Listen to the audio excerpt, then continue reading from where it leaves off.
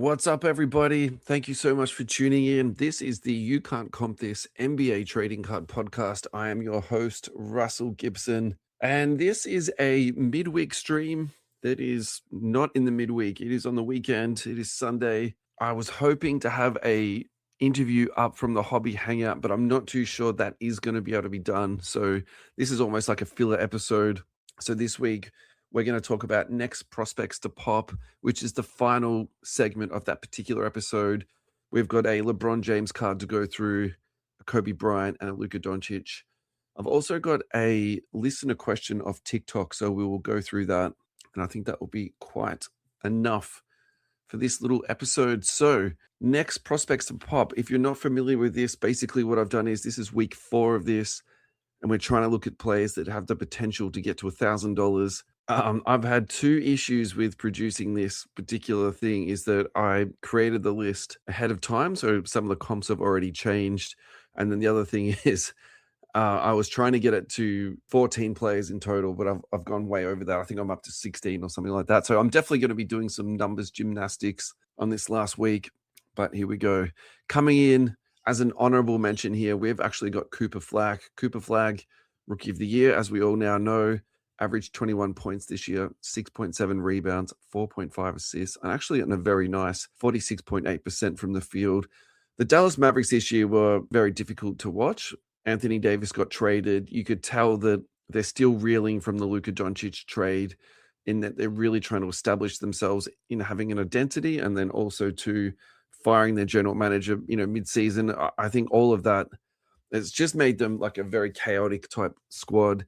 There's also some rumors out there that Klay Thompson has requested a trade now because he went there specifically to play with Luka Dončić. So in all of that, Cooper Flag has been their absolutely shining light from this year, and he's done really, really well in a lot of different scenarios. We know that Jason Kidd is very chaotic with the way that he runs his schemes and the way that he uses players. Very famously used Giannis as a point forward very early in his career, and essentially his thought process behind that was to give him more decision-making opportunities and ball handling opportunities. And it was a long-term decision when you do that. You're not thinking about getting wins today. And he did the same thing with Cooper Flag. I think as the season went on, though, he played less point forward, but definitely had the ball in his hands a lot. The reason why I've got him in as an honorable mention is because he's already at $1,690. And so, I can't put him in as a true next prospect getting to 1,000, but I still think we have to watch this guy because while he is up at obviously much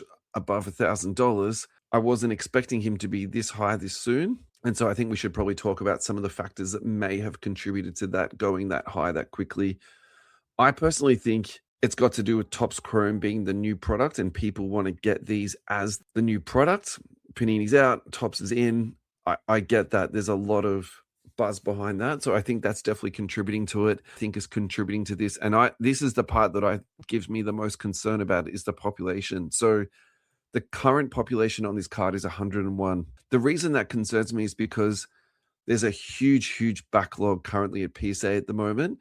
And we don't know exactly how many Cooper Flags are currently sitting in that backlog. So, there could be 100 sitting in the backlog. There could be 1,000 sitting in the backlog. So we all know how high Wemby is up to, and I made an outrageous claim that the Wemby could get to 10,000 on the silvers.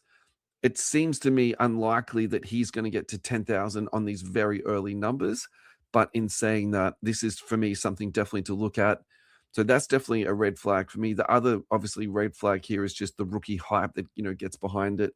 Will this cool off once the next rookie class comes in? And we know there's a huge, huge rookie class coming in. I'm not terribly upset by that. I just think you need to be a little bit buyer beware with this, very particular card. Coming in next, and this is my favorite card that we're going to talk about today. It is Tyrese Maxey, 2020 rookie. He is currently averaging 28.3 points per game, which is good for 5th in the league at the moment. He's averaging 4.1 rebounds and 6.6 assists. And this is actually the statistic I want to talk about the most with Tyrese Maxey. When he came into the league, I could never have dreamed he'll be such a proficient playmaker. He's 15th in the league in assists. I think in terms of his development as a player, this is the part where I've been the most impressed with his development. He has got elite level speed. You could call it athleticism if you wanted to. He's one of the fastest players in the league with the ball in his hands, and I love that about his game. Like, I just like watching fast players play basketball. It's just one of those things for me. But I think for me, the most exciting part is watching that. And the 76ers have had a little bit of good luck with this roster in that they picked up Maxey with the 21st overall pick in the draft. And I think Daryl Morey is an absolute wizard, and I think he deserves everything that he gets. So this is not me poo-pooing on him. In fact, I'm complimenting Morey on this, because look at the players that went ahead of him. Precious Achua, Sadiq Bey, Josh Green, Pokachevsky, Beef Stew, I'll give them a pass on that. Cole Anthony, Aaron Naismith is a good 3-and-D guy, but he's definitely not better than Maxey. Kira Lewis, I don't even know if he's in the league anymore. Tyrese Halliburton, okay, that was an absolute banger there by the Kings. Devin Vassell, Jalen Smith, who's currently floundering in the Bulls. Denny Ajava, who's having an absolute breakout year for Portland. And then look at these next few here. Obi Toppin, Killian Hayes, Okongwu, and then Isaac Okoro, Patrick Williams. I mean, there's a really strong argument to be made that he could be the 3rd pick or the 4th pick. James Wiseman obviously was an absolute flame out at the number 2 pick there. So, what a fantastic pick there. And then obviously they went back to back in terms of luck with VJ Edgecombe this year when they tanked into that pick there. So, it's kind of an exciting situation to be in if you're a Philadelphia fan, in that Embiid is looking terrible at the moment. He's looking very damaged, but at the same time, you've got Edgecombe and you've got Maxey coming over as that next wave of talent coming into the Philadelphia 76ers. So I love this card a lot. I really do. Population on it, 608. Yes, that's a little bit high, but the price here at $340 is just fantastic. In the last 3 months, he's up 16%. In the last 6 months, he's up 17%. In the last 12 months, he is up 140%. So June in 2025, this was trading at about $150. It's currently at $340. I really like this card a lot. So in terms of this getting to $1,000, I'm going to give it a low grade, like maybe a 6 out of 10. But in terms of me liking this card, buying into it at the moment, I'm going to give this like an 8.5 out of 10. I think Maxey is a fantastic prospect to be looking into. Coming in next, we got my boy here, Tyrese Halliburton. And again, this is one of those ones where I built this list before his price rised up as high as it did. So he's currently trading at $1,199. Let's just round that up to 1,200 USD. It's actually been higher than that recently. He was up to 1,400. In the last 3 months, he is up 40%.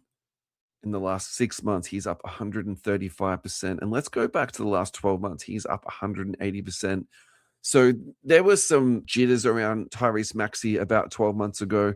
And I actually want to say in the last 2 years, he's probably even less. Yeah, he was trading around $200. So yeah, in 2024, in December 2024, he's basically his lowest point there at around that sort of $200 mark. Yeah, he has just tracked up really, really nicely. And frankly, all of that tracking is built around his personal success and the team success that they've had. And he's an absolute warrior. So he had that lung injury that we talked about on the show a couple of weeks back, and he came back, padded up like the Michelin Man. And I love that stuff. That to me is like when someone loves their team more than they love anything else. And so I just can't get enough of that stuff. I think he's a true leader. I think he's a fantastic floor general.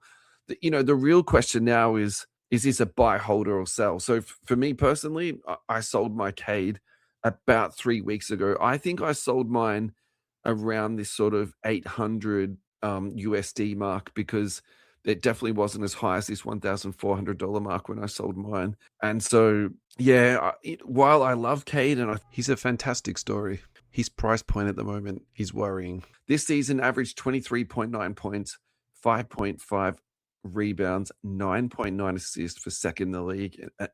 You guys know I love that.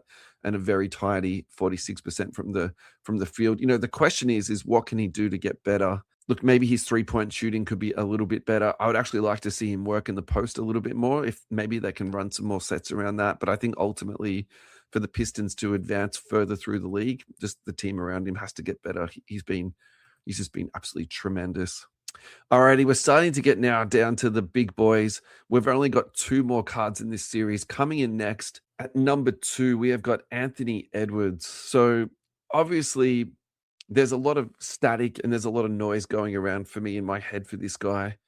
And that's driven by Ryan from GemRate. It's driven by Matthew Yuga, and to a lesser degree, it's driven by Jonah Michaels, who 12 months ago, or even longer than that, was just frothing over this guy in terms of his hobby potential, not so much his on-court NBA potential. Last sold for $880. The population on this is 2,260. And so this is in 2020. This is in the peak sort of COVID time where Panini was pumping out a lot of products. People were sending cards in large bunches to PSA.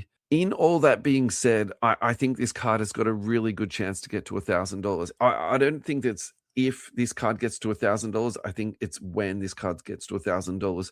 I think the hobby hype around this guy is real. It is absolutely well established. And I also think too that he is going to be the face of the NBA. And so there's going to be media pushed into him. There's going to be promotions around him. And he's a likable guy. I think he's got that bravado around him that makes a lot of sense. All of that being said, I'm going to give this a 9.5 for this card to get to $1,000. Do I like this card as a purchase? I'm going to give it like a 7 out of 10. And the reason I say this is because the population on this card is really, really high. And so what actually might be more interesting or more relevant to look at is to look at the other cards that you could buy into out of this. So for example, his blue cracked ice. He can't afford a PSA 10?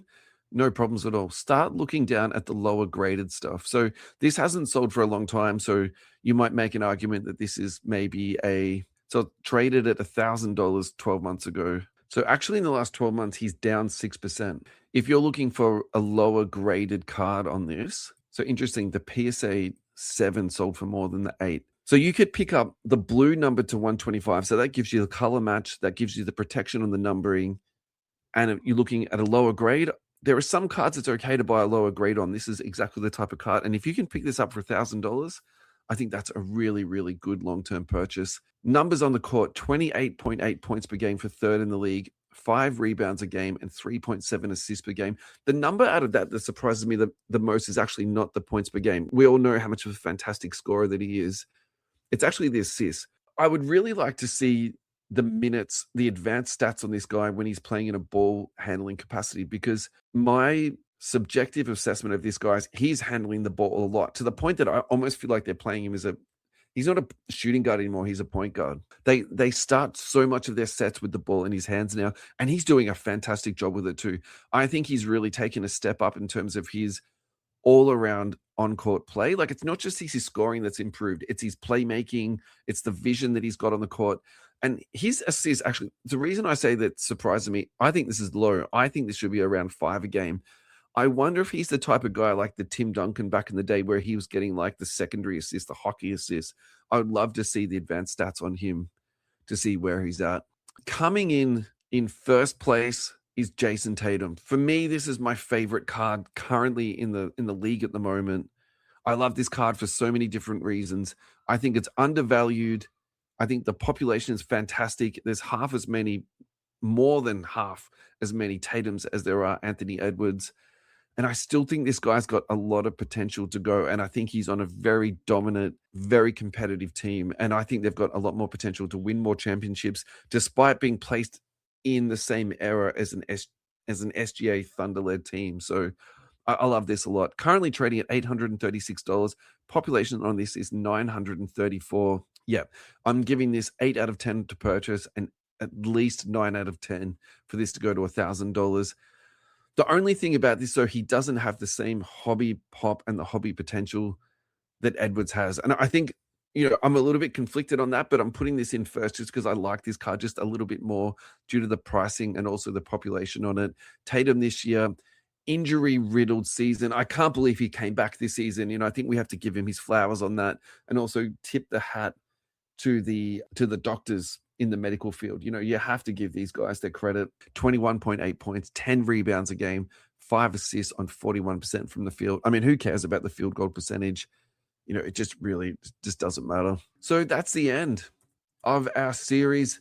Next prospect to get to 1K. If you guys want to give me some feedback on it, tell me what I got right, tell me what I got wrong. I would love to hear all of your feedback. Alrighty, just a few bits of card porn to finish off the show with. We're going to talk about this Luka Dončić Kaboom Green 1/1 PSA 7 on this. It sold for $396,000. The question is why did this card sell for so much? Me personally, I actually think this is unders. Kabooms are just an amazing case hit. People love them. For me, the real question is why did they make the one of one green? I personally hate a one of one as a green. It should be either a gold or it should be a black, preferably black. I personally think the reason why they did this is to put it into the same conversation, even if it's subliminally, into the green PMG. Now, check this out.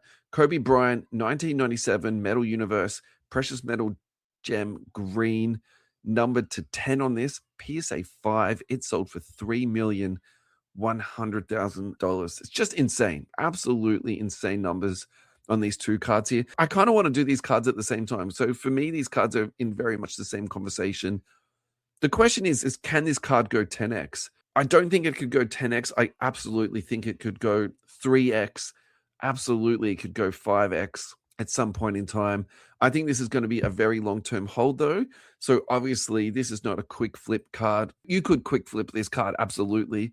But at the same time, I think if you want to see it get to that $1 million mark, it's going to take a little bit of time. We're looking at here really 20 years for this card to mature. So I think it's the same thing that you would say 2040. Let's check back on this card then. Hopefully I'm still around and kicking and podcasting. Let's just have a look at here the comments here. Jordan, Kobe, PSA cards. This card is more than a 52 Mickey Mantle. Just wild and just a bad investment. I get what you're saying on that one in terms of the 52 Mickey Mantle. I think here, obviously, you need to talk about the population on this. This is a one of one. I think this is going to be the card of our generation. I really believe that this is the PMG of our generation. So I personally disagree with that, but respect to that. Thomas Lyle 8, when someone is trying to make this card as valuable or comparable as Jordan's PMG, every stale is one day closer to a bubble burst. Yeah, so again, respect that a lot. For a PSA 7, wow, people will pay for anything. Yeah, look, some cards, the grade matters, and some cards, it just doesn't matter. This is the example of that. I think anything that's numbered, you really have to almost disregard what the PSA grading is. And in contrast to that, when something is unnumbered, PSA grading is everything. It gives it the numbering. Let's move on to the Kobe PMG. Let's have a look at the comments on this because I really want to break this down a little bit more. A little bit of money laundering never hurt anybody. I'm not too sure I agree with that. I think that this card is genuinely coveted. There's not many of them. There's only 10. And we've seen some of these lower played in these sets, like the Keith Van Horn. We spoke about that recently. That sold for insane money. So once you get going to the Jordans, to the Kobe's, to that really select elite few, I've got no problems with this at all. Sox Go 2014. I owned that card in PSA 6 in 2002. I paid $5,000 for it, and I sold it for $10,000. I thought I was genius. Yeah, this would really hurt, man, to see that card sold. Something fishy is going on. Scorpio Pico Cardnomic. Look, I'm not too sure about that. I think at the moment what's happening is it's not so much there's fishy stuff going on. There is some really big spenders coming into the high-end market. And we've spoken about Dennis O'Leary a lot. And I think he's got a lot to say about this card. And I think potentially this could be a Wondershine card. He's inspiring other people to buy into this really high-end stuff.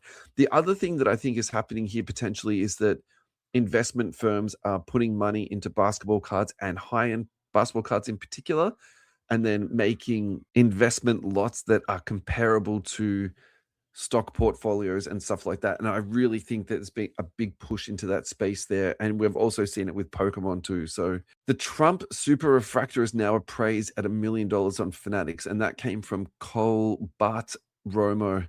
I'm not too sure how that actually plays out directly to this Kobe card, but that is some crazy money going into a Trump card. I have to agree with that.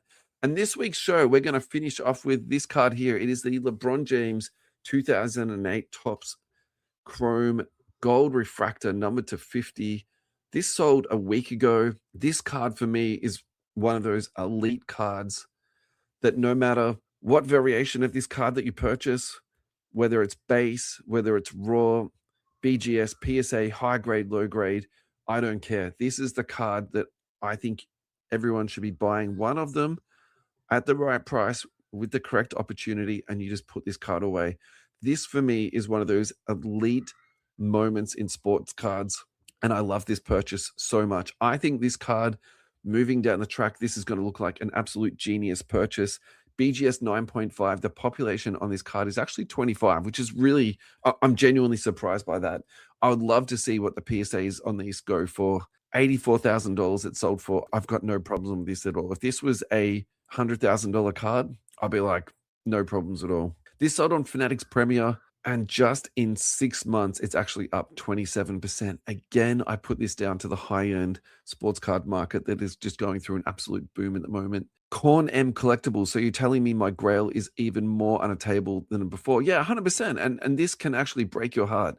And I think what happens here for collectors like that, you have to start looking further down the totem pole in terms of PSA 7s, SGC 5s, whatever you can get your hands on. So I agree with that. That's a tough one. Pika Z Card Collector Gold. Could not agree with you more, my friend. Alrighty, guys. We're going to finish off here today with a message from TikTok. This came from @Rasmo. And the question goes, hey, mate, how are you going? Love the podcast. Learn a lot. I collect cards not to flip. Was wondering if I was wasting my time in LaMelo Ball. And I was just wondering, as I'm buying so many of his cards, that one day I might need to get rid of them.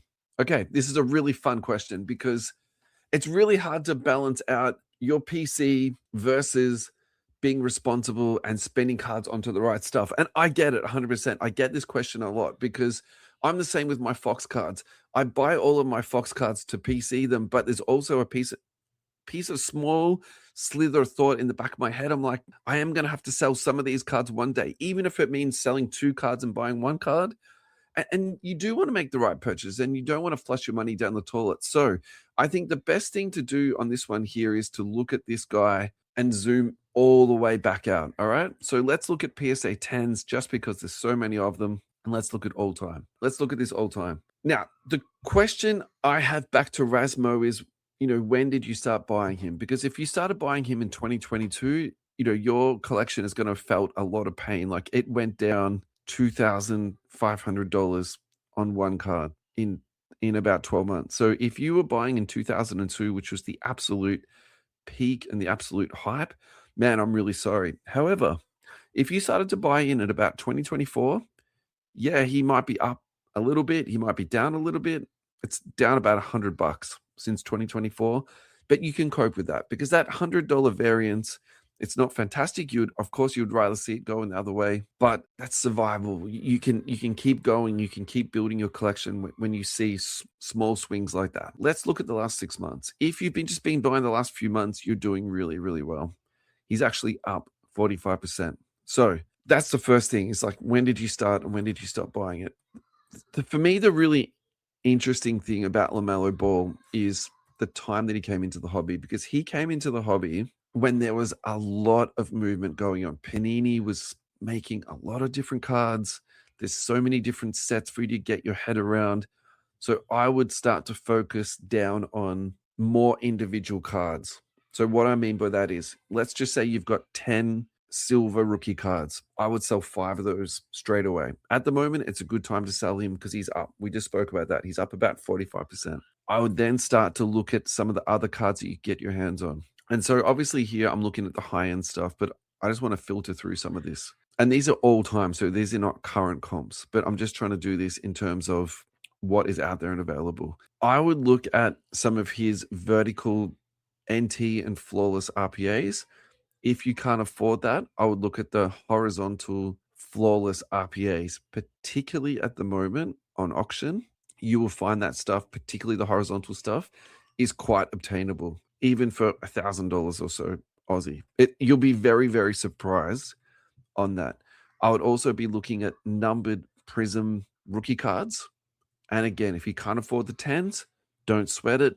Go and look at the numbered, lower graded numbered stuff, because that stuff, look at the graphs over time on different cards, on bigger cards. Over time, that goes up.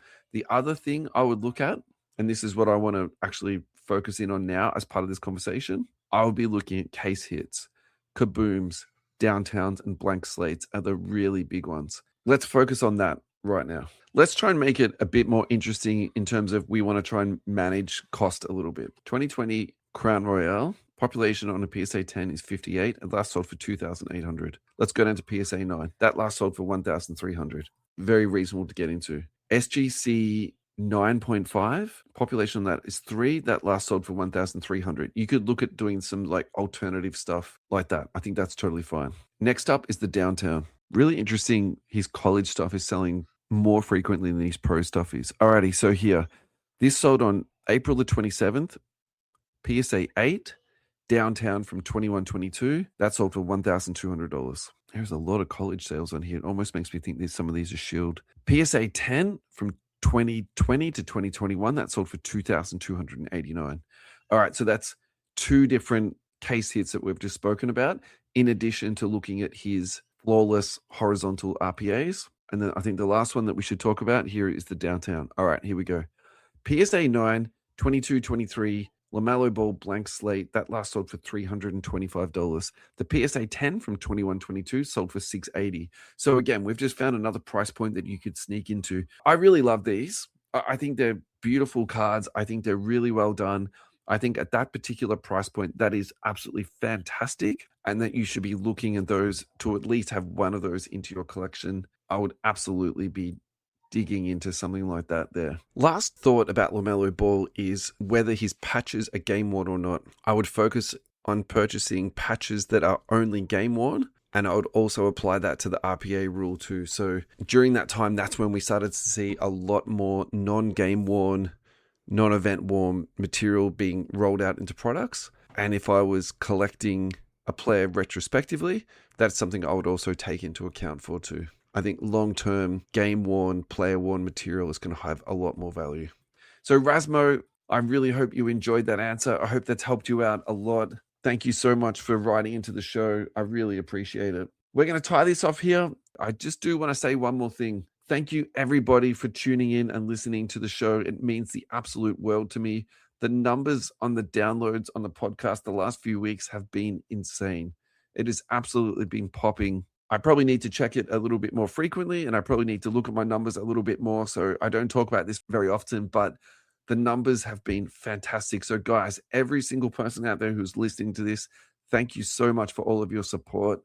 It really warms my heart, and it keeps me pushing forward, making content for you guys. So thank you so much. Shout out to Jared Begg, Furphy on Instagram, and shout out to Rochak Verma _10.k. Have a wonderful day, guys. Take care of yourselves. I will catch you for the next one. Peace, guys. Bye-bye.